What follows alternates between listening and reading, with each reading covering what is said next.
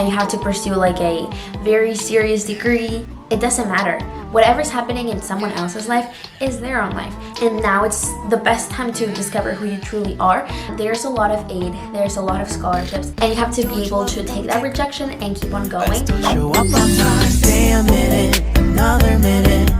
Hold on a second. Hi guys, welcome back to another video. My name is Lucero, and in case you don't know me, I make videos about being in my 20s and navigating multiple different aspects of my life as I become older and I navigate this new era of my life. In this week's video, we're going to be talking about college in the series Campus Survival Kit. So without anything else to say, let's get this episode started. Today, we're going to be talking about everything that I wish I had heard before going to college. So I'm going to be giving all of you some tips that I came up with and that I would have liked to hear a year ago when I started my own college career. So my tip number one is, this is your own journey. I feel like this can apply to anyone in any stage of their life, but I have noticed, probably even more now, that we have a tendency to do what other people are doing or feeling some sort of pressure to live up to the standard that society thinks that we should live up to. I have noticed that there is no actual blueprint for life, and that goes to everything. I feel like maybe even if you decided not to go to college or go to trade school or maybe take a gap year, that is totally fine. And I feel like there is a huge pressure put on, you have to go to a 4-year institution and it has to be amazing and super top notch, and you have to pursue like a very serious degree, and you have to do so many things. You have. And in reality, those are just expectations that we have been putting on ourselves, but that doesn't mean that we necessarily have to follow that path always, and that is totally fine. I also think that you should listen to yourself and follow whatever feels right to you. So you shouldn't live comparing yourself to other people, you shouldn't live to satisfy other people's standards, and you should also not live to hear people tell you that you're doing something right. You should only surf your own wave and be happy. And now it's the best time to discover who you truly are and listen to yourself more than ever, because as life goes on, things are gonna get more complicated, and you should really have a strong relationship with yourself to be able to understand yourself and to listen to yourself, and also be strong enough to understand when things are right for you but might not seem to be right for everyone, and that is also totally fine. My tip number 2 is that finances matter. I think that college is the first like super big financial decision that anyone takes. I think we're not really aware of it because we're more, or at least in my case, and I'm speaking from my own experience, we were all more worried about where we were going and what other people were gonna say of that, and if we were gonna post about it, blah blah blah. And we didn't really put a lot of emphasis on the finances part of it. When now that I'm older, a year into college, I've realized how big of a burden it can be, or if not burden, at least a huge financial responsibility slash commitment that you're signing yourself up for. And they never really tell you that. I think that college, at least here in the United States, it's incredibly expensive, and for most people realistically unaffordable. So you automatically have to go into debt or look for scholarships all the time or start working, because money becomes such an important part of your education that I think that when you're first going to college, you don't really realize it, but now being there and having to like actually pay tuition and have to fight with the financial aid office and have to buy your books and buy this and pay another fee and all of these things, you realize how important it is. And my tip is to be careful about it. I think you should be very honest with yourself to what you can realistically afford. And kind of touching back on our last point, if someone else gets into a top school and they're able to afford that top school, then that's good for them. But that doesn't mean that you have to do that, because if you can't, then you shouldn't, you know? I think I also have a lot of videos about that. You should use financial aid as much as you can. there's a lot of aid, there's a lot of scholarships that you do have to put in the work to find, and then the work to apply for, and then 80% of the time you probably get rejected, and you have to be able to take that rejection and keep on going, because you see the bigger picture of how important this financial aid is for you and how many doors it's gonna end up unlocking, especially if you cannot really afford out of pocket most of the cost of attending a university. Another important topic in the finances branch is that most of us turn 18 or are 18 when we go to college. So now we're able to have credit cards. And credit cards are incredibly dangerous. I do have to be very, very honest. I think they help you create credit score, but the reality is that for you to have a credit score, you have to go into debt. So you're only creating debt for yourself. And if you're an 18-year-old, you have never had a conversation with your parents about smart and responsible finances. You're out there on your own, and school is already pretty expensive. Everything that they sell there is pretty expensive, and you do not really have a limitation or a responsible approach to your spending, then you're gonna get yourself into credit card debt very, very, very easily. I have seen a lot of people's spending habits, and they're absolutely baffling. I don't think we should have ever normalized spending this much money on realistically useless stuff, and also a lot of times putting ourselves in debt to pay those things. So yeah, just be careful, think about your future self and what would benefit them the most. Tip number 3 is put yourself out there. I think that if I had not been always trying to look for a different club or asking people around campus about stuff or even visiting different offices, I would not have had the opportunities that I've had, and I would have not grown the way that I did and met all the amazing friendships that I have. And it was just because I had put myself out there. If there was a club meeting that I cared about the club, I would go to the meeting. If there was a party and I wanted to go, I would go to the party. If there was a game, I would go to the game. If there were office hours, I would go to the office hours. Always be present. And I feel like that is how I found a lot of opportunities. People always come to me and they're like, how do you find about this scholarship and about this program and about this trip and blah, blah, blah. And I'm like, I was just there. I was just out there meeting people, asking questions, and things just kind of come to you. I also understand that there are some people that have a harder time being outgoing and putting themselves out there. But I think that it's definitely worth it to put in the effort. Again, it's not easy for everyone, but eventually you're gonna have to do it. Realistically, you're eventually gonna have to go out of your comfort zone and face the adult world and go network and go meet people. And I think now college, the stakes aren't that high, or at least not your freshman year.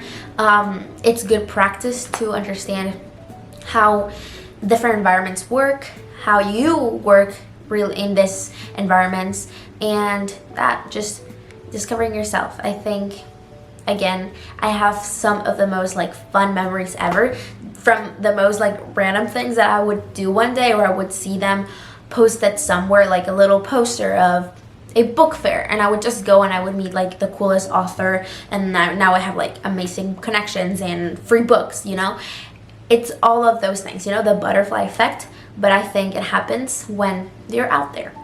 My 4th tip is to surround yourself with people that make you better. I have noticed a huge impact just in my motivation to do things by the people that I'm surrounded by. My college friends and the friends that I hold dear to my heart till this day, even if they're from my childhood, they are people that I truly admire.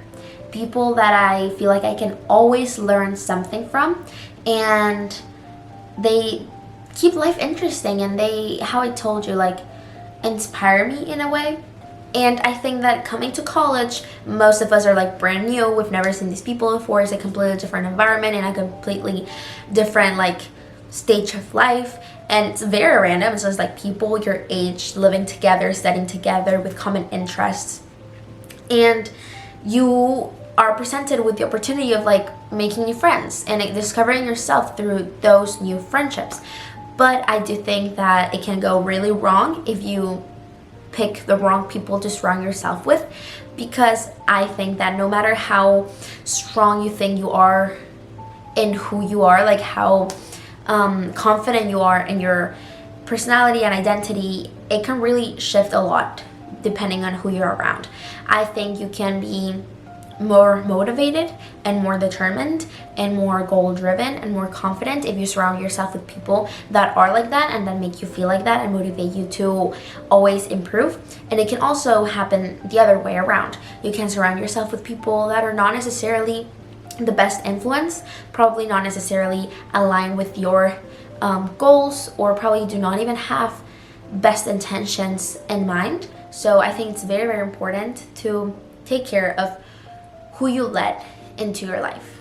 Tip number 5 is work hard and actually put in the work. It is very surprising to see the amount of people that are not willing to work hard on their education. And to me, it's very surprising because in theory, we're pursuing something that we chose, that we're passionate about, that we want to spend the rest of our lives doing. And we're also paying thousands of dollars for that education, if not even going into debt for it. And at least in my situation, there would be times when I would go to class and the first day there would be 30 people, and by week number 3 there would only be 10 people that would recurrently go to class. And that was incredibly shocking to me, because I could not really understand how you're expecting to pass a class, or at least be successful at a class that you're not going to. You never turn in your work. You just show up for the exam that you're probably gonna bomb because you weren't there for like all lectures, and you're not really building a connection with professors or with your other classmates. It's just, in my opinion, such a waste of your money. And just because you didn't want to wake up early, or just because you didn't feel like going to class, it's such a dumb excuse. And I think it does require you to put in work. Like, if you really want to be successful and thrive in school, you have to put in the work, and that means going to lecture, reading for hours, whatever you have to read, doing your homework, writing your papers, doing your interviews, going to office hours, like all of these things. And I understand that some students might have a harder time because they have to study and work, so it just makes it harder for them to balance the different aspects of their lives. But for a lot of students, how I mentioned, they just didn't feel like waking up that morning, or they just don't feel like ever going to their 9 a.m. classes. They just never go. Don't do that. Like, please use all your opportunities, and I cannot stretch this far enough. Use all your opportunities. Learn as much as you can. Question yourself. There's gonna be moments where you're gonna be challenged. Like, there's definitely gonna be work and different assignments that are really gonna be challenging, but that is the whole point of your education. You're supposed to be challenged to then grow. So you should embrace that feeling of being uncomfortable because you're growing. You should really embrace those moments of academic stress, because it means that you're doing something, that you're pursuing something, that you're working towards a goal. And you really are privileged to be able to access higher education. So might as well just use that opportunity to the best of its ability. Advice number 6 is use all the resources given to you by your university. There's multiple resources that universities usually give their students so they can thrive, and a lot of the times we don't use them because we're probably not aware of them. Again, because we never ask the right questions, or because we're too scared to go out and seek help. But that's totally fine. It's totally fine to be aware that you don't know it all, and you're a freshman. Why are you supposed to know it all? And at least my school, they really care about all their students and our well-being, and they have a lot of programs that will help you explore all of your passions, build on your ideas, and also make sure that you're well, that you have access to mental health resources, that you're also able to stay physically active. And all of these things are things that when you graduate, you're not going to have again at your disposition that easily or in just one place. And you're also probably going to have to pay for a lot of it. Like, I don't think you're going to receive a lot of free therapy in your life. It's kind of expensive. I also don't think you're going to have unlimited fitness classes for the rest of your life. Once you graduate college, that's something that's going to have to come out of your paycheck. So might as well use it now, start thriving now, start finding those opportunities now. And I mean, at the end of the day, you're paying for it. So like, might as well make the most out of it. And my last tip is to have fun and do things that make you genuinely happy. I think that when I look back at my first year of college, I can really think of all the amazing things that I was able to do. And I do definitely look back on my academics and the things that I've learned, because I'm very, very passionate about my career. But I also think of all the little silly things that I did with my friends and all the little silly side quests that we had. And I think that's also a very, very fundamental part of your college experience. I think that nothing in life ever comes back. Nothing. Like, everyone always tells you, oh, that's our 4 years that are never gonna come back. Nothing is ever really gonna come back. Like, your childhood is never gonna come back. Your early 20s are never gonna come back. Like, life is a one-time type of thing. And this is your moment to just be a student, to discover yourself, to be in your early 20s. So make the most out of it and be happy and laugh and run and like have little silly crushes and go on dates and I don't know, just laugh with your friends, go to like a weird class that you have never tried before. I don't know, so many like silly things that now that I'm in summer break, I'm kind of missing, and you kind of take for granted. It's like the everyday to-day kind of things, like laughing in the library or I don't know, being stressed together about an exam. Like, so many things that come with our age and with being in college and being a student that you should really embrace and have fun. And I also think that fun comes in very different shapes and sizes. I don't think the only way to have fun in college is to go out and party. I personally do love to go out. I do love to go out with my friends, but there's people that don't. And that doesn't mean that like just because I enjoy it, someone else has to enjoy it. I have friends that love to stay in. They have like movie nights every night in their dorms, and they have so much fun doing that. And there is no other moment in life when you're gonna have movie nights with people in your dorm room, because that's just not the way life is gonna operate after college.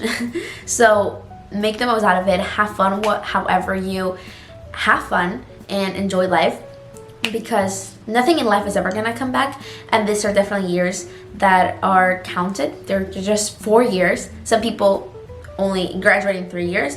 So make the most out of it now that you can, and just be happy, because nothing is ever gonna come back, and nothing is ever really gonna be the same. And without anything else left to be said, that is it for this week's video. I hope you enjoyed it. I really loved having this conversation with you. These are a lot of things that I feel I would love to go back in time and tell my younger self. Last year, I was really not excited about going to college, which is very weird. It's usually the opposite, but for me, I was not. It was a very rough time in my life. I was definitely in my flop era, and if I could go back in time, I would tell younger Lucero all of these things. So please take all of my advices and just this conversation, and I really wish all of you guys the best. If you have any other topics that you would like to talk about regarding college or being in your 20s, please do not forget to leave them down in the comments. And for more videos like this and many others of me exploring my 20s, do not forget to subscribe on the little red button and follow me on all of my social media to get other updates about my life. And yeah, that's it for this week's video. I'll see you guys next week. Bye bye. Se ve tantito.